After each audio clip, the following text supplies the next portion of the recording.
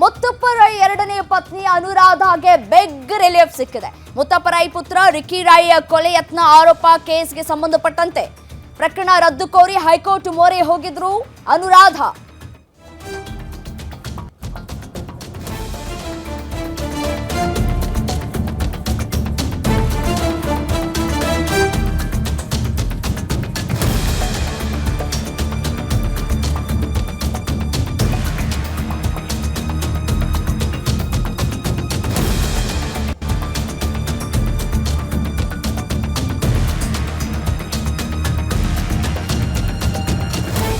ವಿನಾಕಾರಣ ಪ್ರಕರಣದಲ್ಲಿ ಅನುರಾಧಾ ಹೆಸರನ್ನ ತಂದಿದ್ದಾರೆ.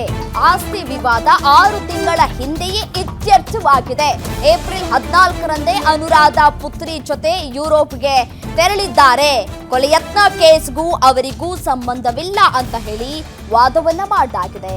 ಅನುರಾಧಾ ಪರ ವಕೀಲ ವೆಂಕಟೇಶ್ ಅರಬಟ್ಟಿ ವಾದವನ್ನ ಮಾಡಿರುವಂತದ್ದು. ಇದೀಗ ರಿಕ್ಕಿ ರೈ ಮೇಲೆ ಫೈರಿಂಗ್ ಏನಾಗಿತ್ತು ಆ ವಿಚಾರಕ್ಕೆ ಸಂಬಂಧಪಟ್ಟಂತೆ ರಿಕ್ಕಿ ರೈ ರವರು ಕೂಡ ಸ್ಟೇಟ್ಮೆಂಟ್ ಕೊಟ್ಟಿದ್ರು. ನನ್ನ ಈ ಒಂದು ಕೊಲೆ ಯತ್ನಕ್ಕೆ ಅನುರಾಧಾ ಅವರು ಕೂಡ ಕಾರಣ ಅಂತ ಹೇಳಿ ಆರೋಪವನ್ನ ಕೂಡ ಮಾಡಿದ್ರು.